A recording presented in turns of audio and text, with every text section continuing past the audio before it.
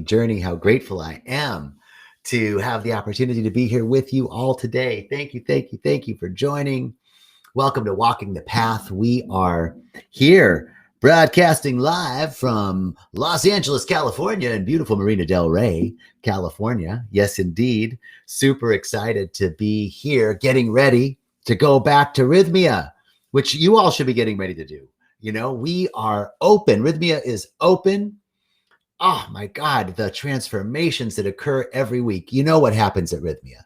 What happens at Rythmia is a soul merger, a life transformation. Like 97, 98 out of every 100 guests leave Rythmia and say that not only did they have a life transformation while they were there, a miracle, a shift in perspective that was so profound that it changed their lives. But 6 months later, they still say, our guests still report that not only is that miracle still active in their lives, but that it's still working. It's still working and active in their lives. Not only was that the week that changed their lives, but the miracle is still active in their lives. Hey, giving a shout out to Suzanne, hello, from Cali, and Lisa and Max from the Poconos. Hey, you guys. And Venna from Kodiak Island, Alaska. And Candace, hi, beautiful. I love you. And Ishan from London, sending you much love as well. Thank you. Ali, from Saudi Arabia, Kifik Halak. Ishan, God bless you all. So grateful you're here. So, all right, I'm so excited to share with you this topic that came through in meditation. How do we become more of what we already are? Right? It's a Buddhist koan. A koan is a riddle or a saying that doesn't make sense to the surface mind, and it causes us to go and think beyond our thinking mind, right?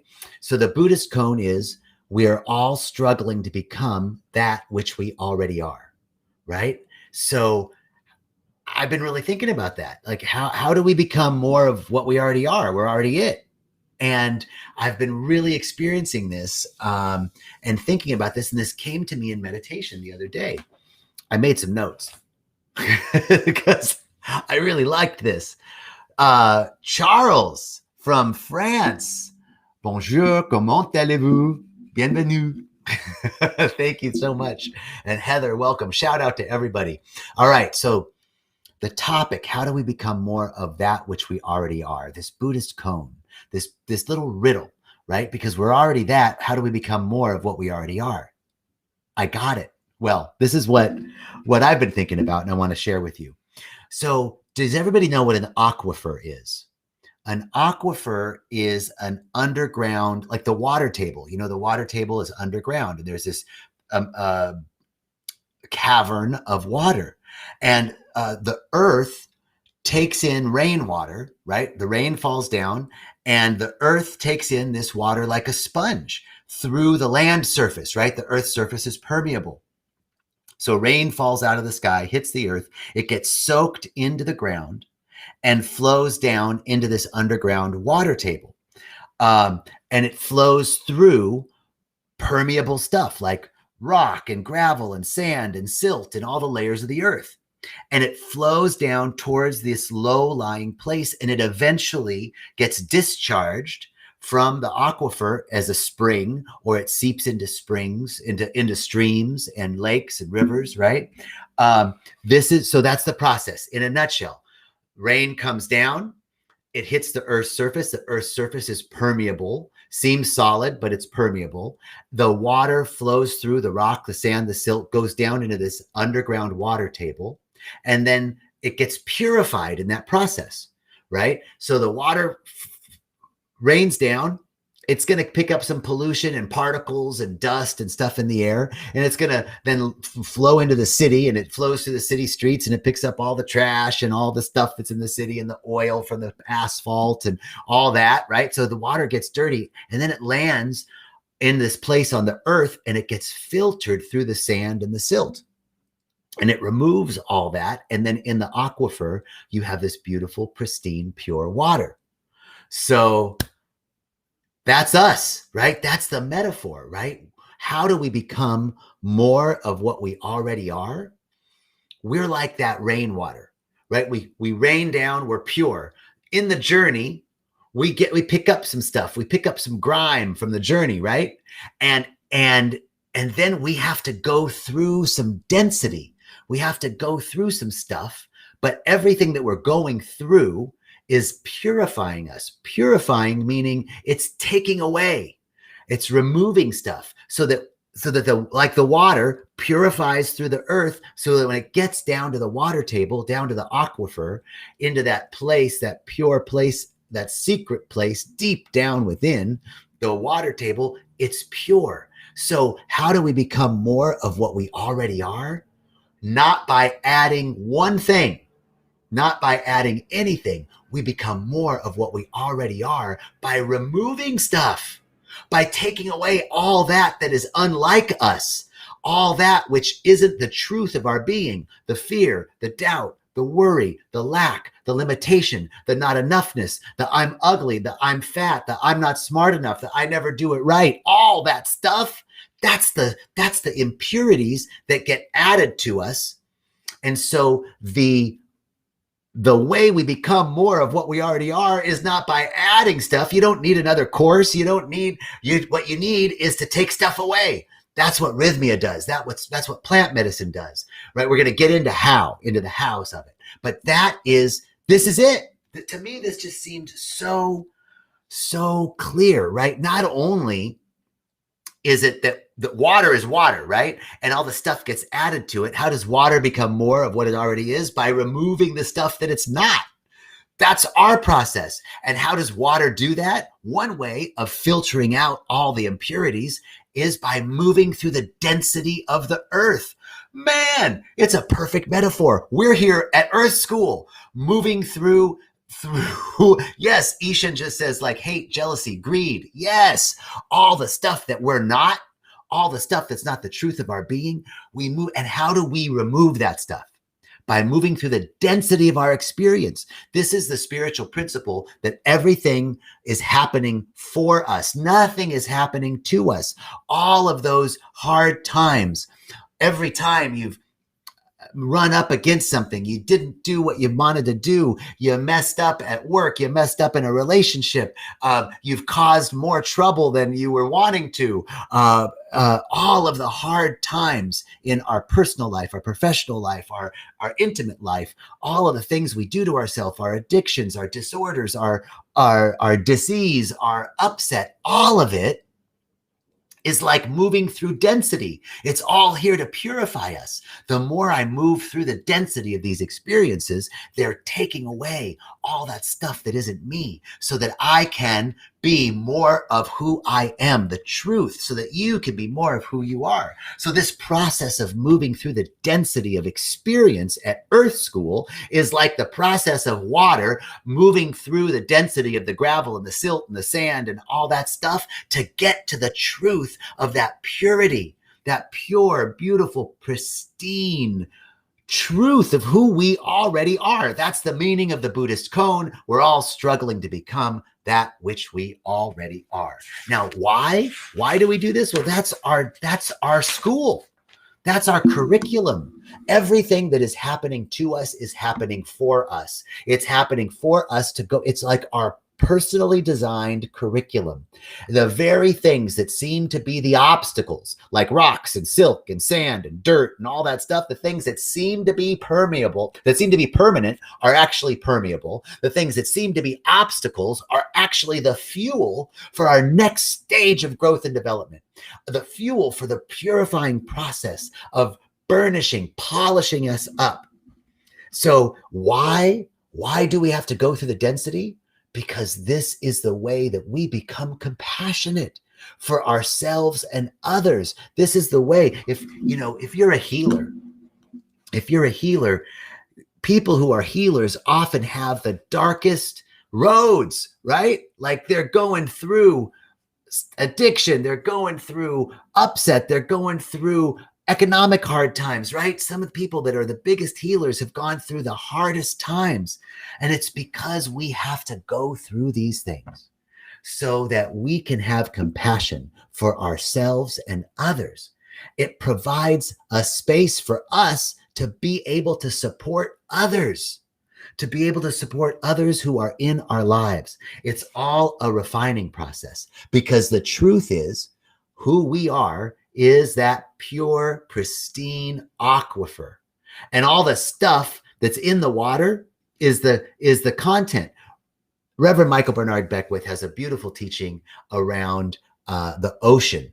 And I'd like to share that because it's an extension of this metaphor, that the ocean is the ocean. It's like our consciousness. It's like the truth of our being, pure, radiant beingness, consciousness. And all the stuff that's in the ocean is like the content, like the seaweed and the fish poop and the shipwrecks and the plastic and the coral and all the stuff that's in the ocean isn't the ocean. It's the content of the ocean. We are the ocean. We are that pristine body of water, that sea of infinite consciousness. And the stuff that's in the ocean, the content, is like our thoughts. So the good news is we're not our thoughts. The good news is we're not our fear, doubt, lack, limitation, worry, judgment, hate, jealousy, greed, not enoughness. We're not any of that. That's the content. That's like the fish poop and the plastic and the seaweed and all that stuff. We're the ocean.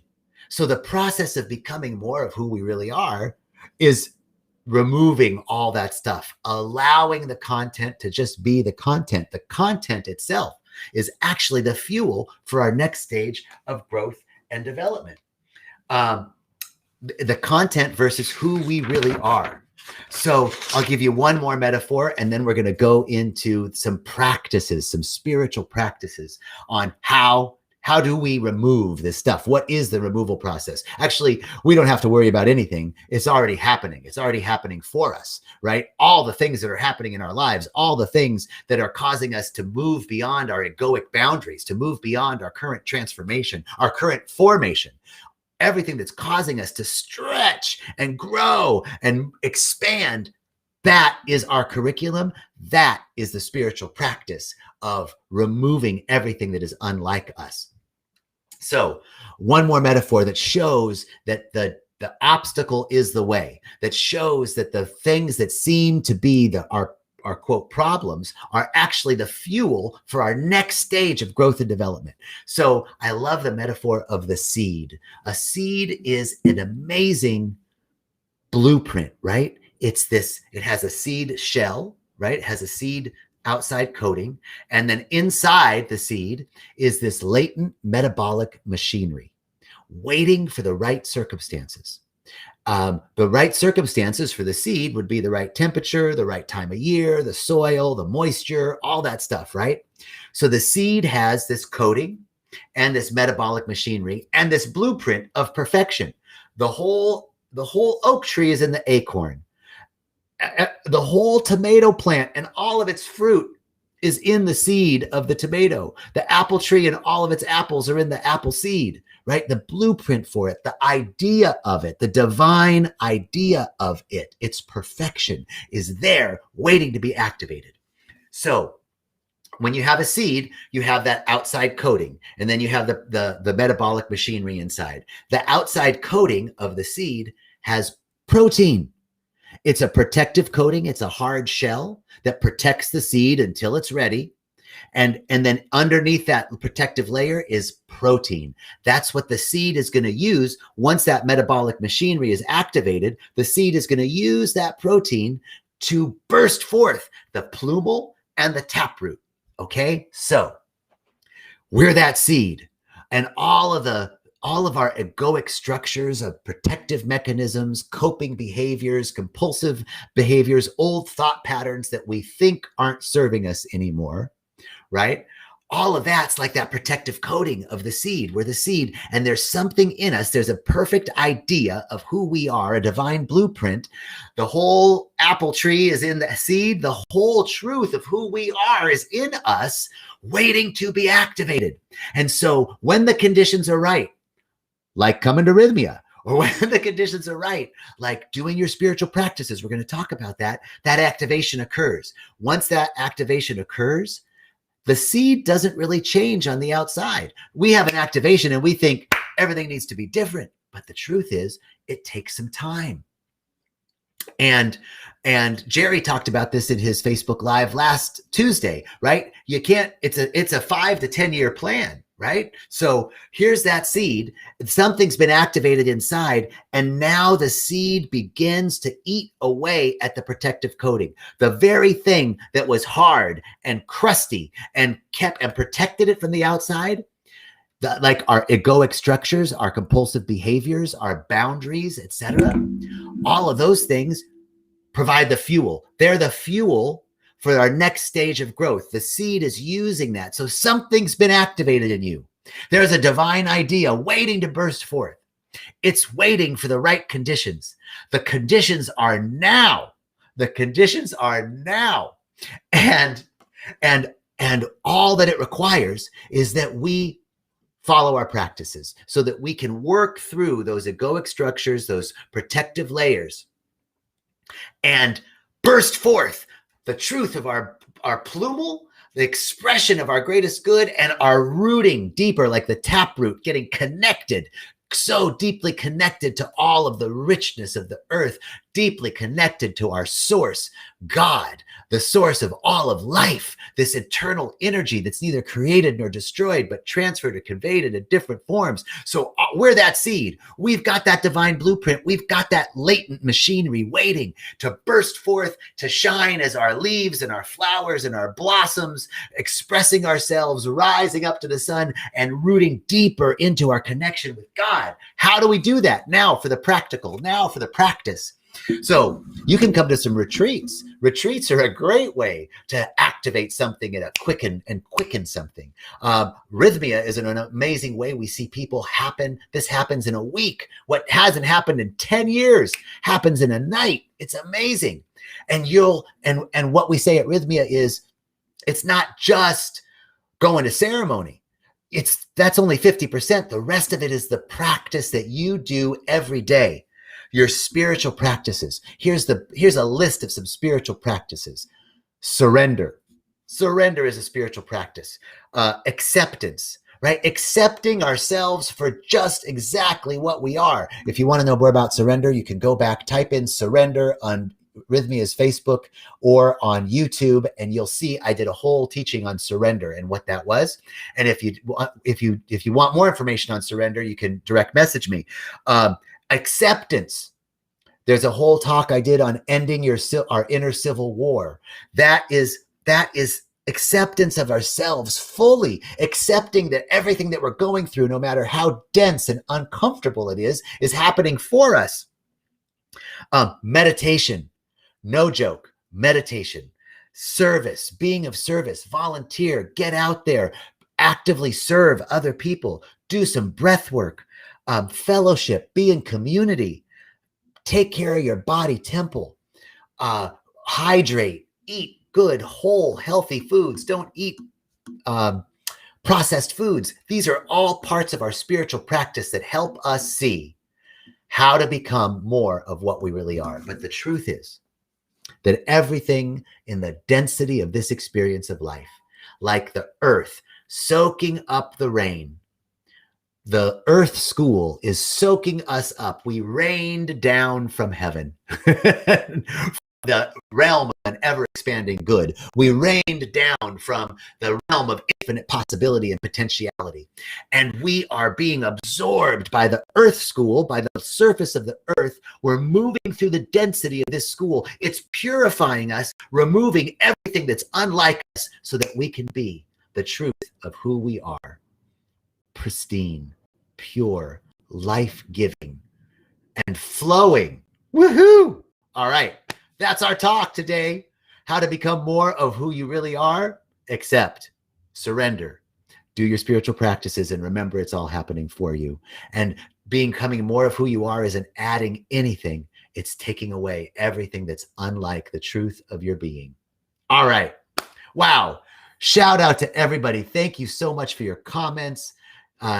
Ishan and Jenny and Heather, thank you, thank you, thank you. I'm just so grateful. I'm wishing you all the best. I'm knowing that you are all guided by this infinite intelligence, that you are all guarded by an infinite love, and that you are all sourced by an infinite power that knows no exhaustion. And so it is.